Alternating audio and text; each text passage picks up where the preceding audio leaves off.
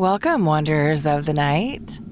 It's been a long time since you've heard from me, and it's great to be here with the concluding chapter to At the Mountains of Madness by H.P. Lovecraft.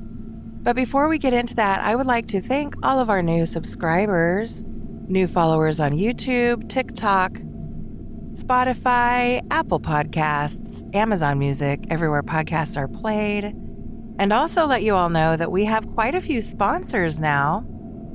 I am branching out. The next season of Petra's Dark and Dreamy will be stories about haunted locations, haunted hotels, and some paranormal mysteries. And through this, I've made some connections and have some sponsors.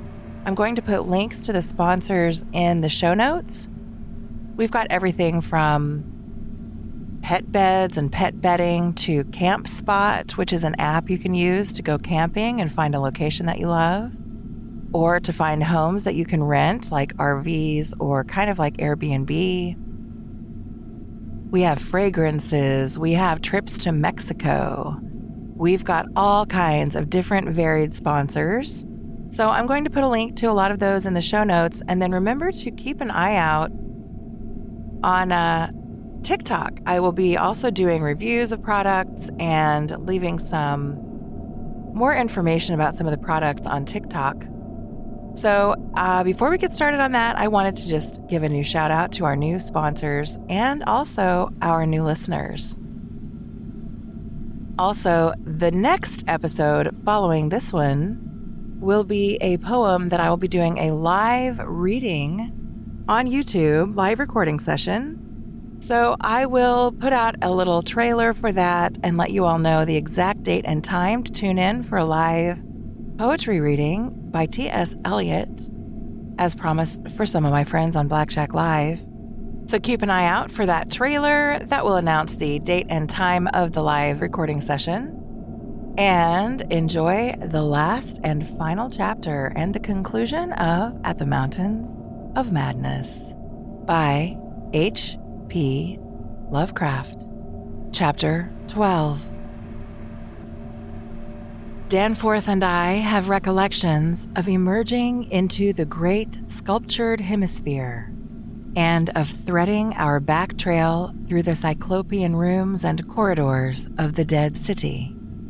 Yet these are purely dream fragments involving no memory of volition, details, or physical exertion.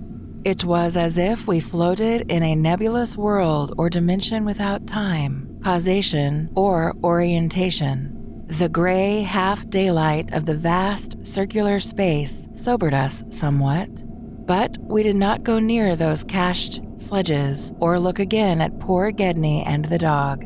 They have a strange and titanic mausoleum, and I hope the end of this planet will find them still undisturbed. It was while struggling up the colossal spiral incline that we first felt the terrible fatigue and short breath which our race through the thin plateau air had produced. But not even the fear of collapse could make us pause before reaching the normal outer realm of sun and sky. There was something vaguely appropriate about our departure from those buried epochs.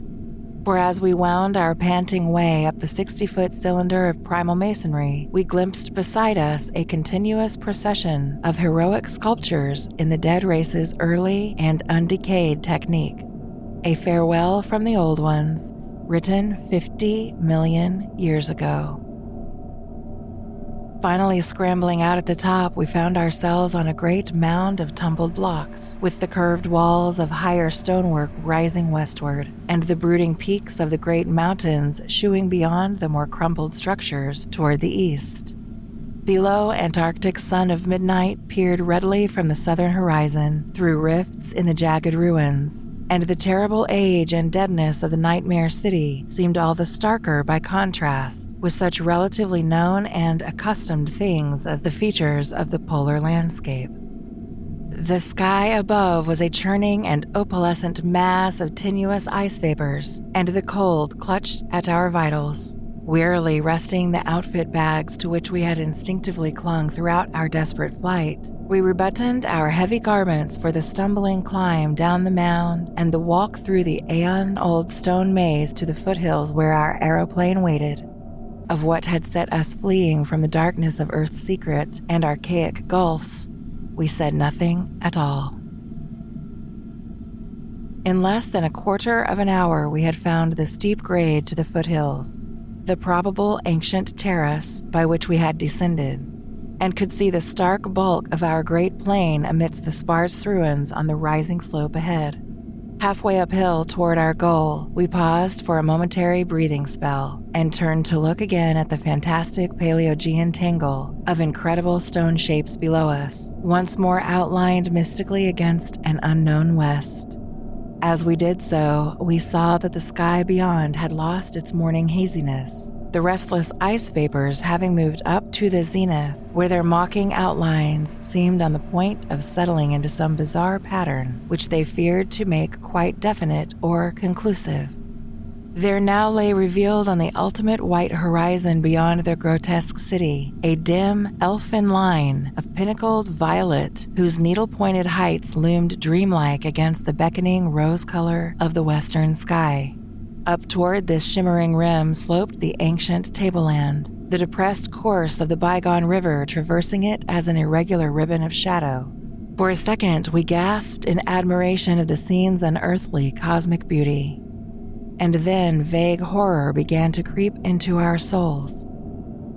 For this far violet line could be nothing else than the terrible mountains of the Forbidden Land, highest of Earth's peaks and focus of Earth's evil, harborers of nameless horrors and arcane secrets, shunned and prayed to by those who feared to carve their meaning, untrodden by any living thing of Earth, but visited by the sinister lightnings and sending strange beams across the plains in the polar night. Beyond doubt, the unknown archetype of that dreaded Kadath in the cold waste beyond abhorrent Ling, whereof unholy primal legends hint evasively. We were the first human beings ever to see them, and I hope to God we may be the last.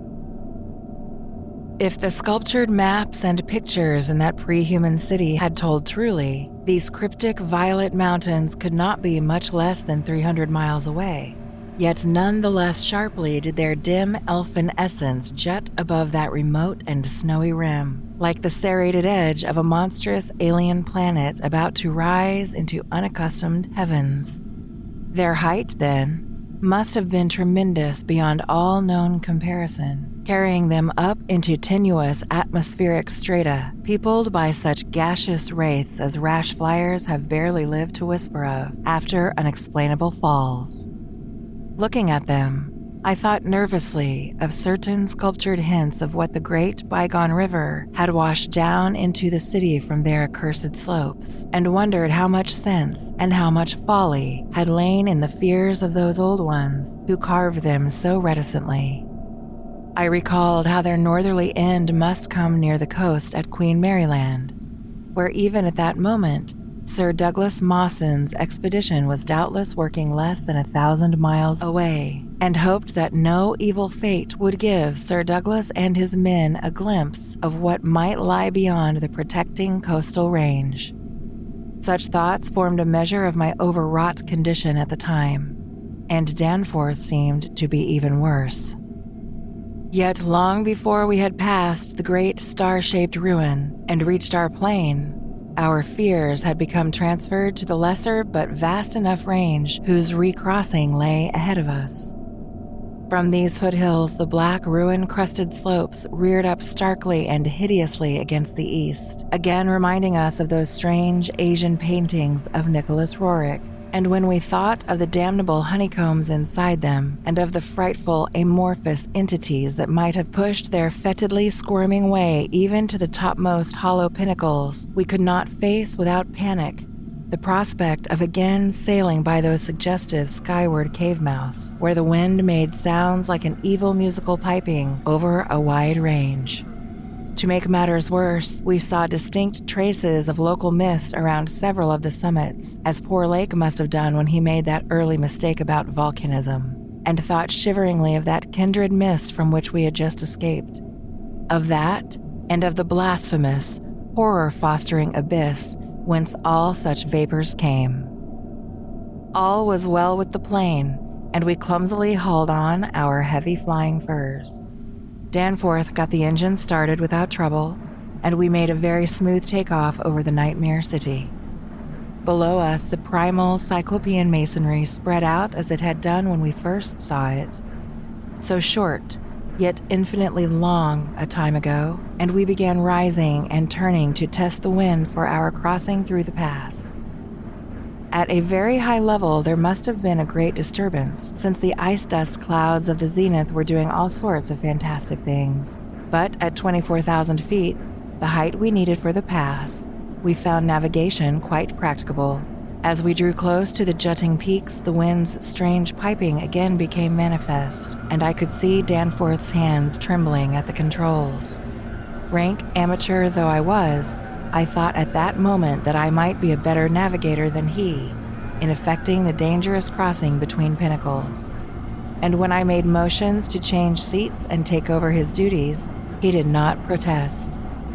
I tried to keep all my skill and self-possession about me, and stared at the sector of reddish farther sky betwixt the walls of the pass, resolutely refusing to pay attention to the puffs of mountaintop vapor, and wishing that I had wax-stopped ears like Ulysses' men off the Siren's coast to keep that disturbing wind piping from my consciousness.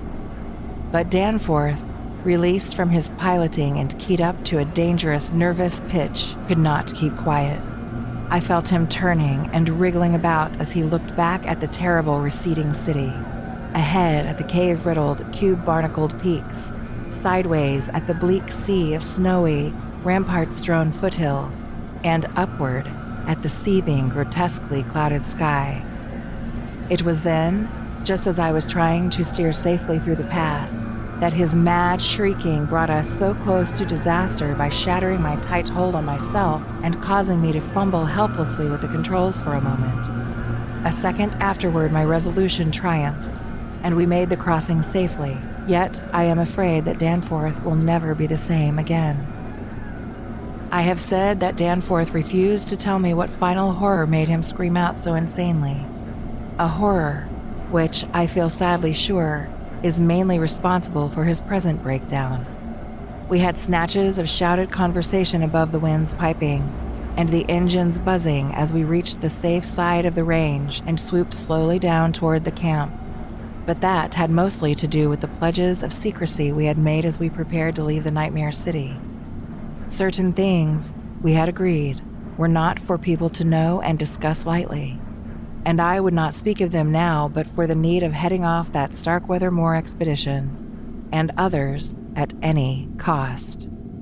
It is absolutely necessary, for the peace and safety of mankind, that some of Earth's dark, dead corners and unplumbed depths be let alone, lest sleeping abnormalities wake to resurgent life, and blasphemously surviving nightmares squirm and splash out of their black lairs to newer and wider conquests.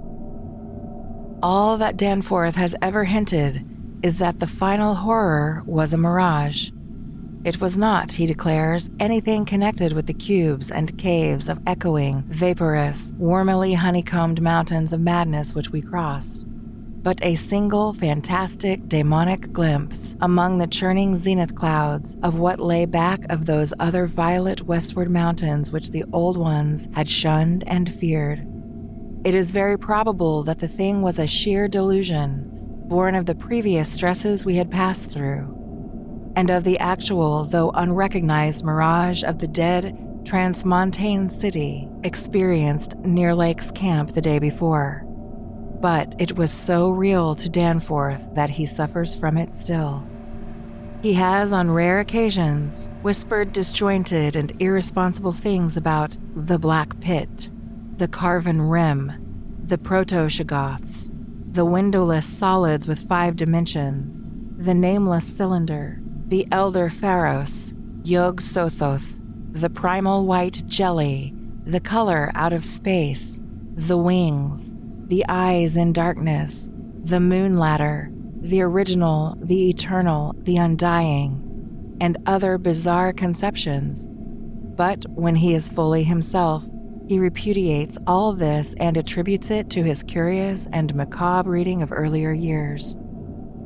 Danforth indeed is known to be among the few who have ever dared go completely through that worm-riddled copy of the Necronomicon kept under lock and key in the college library. The higher sky as we crossed the range was surely vaporous and disturbed enough. And although I did not see the zenith, I can well imagine that its swirls of ice dust may have taken strange forms. Imagination, knowing how vividly distant scenes can sometimes be reflected, refracted, and magnified by such layers of restless cloud, might easily have supplied the rest. And, of course, Danforth did not hint any of those specific horrors till after his memory had had a chance to draw on his bygone reading. He could never have seen so much in one instantaneous glance. At the time, his shrieks were confined to the repetition of a single, mad word of all too obvious source. Pekalili, Pekalili.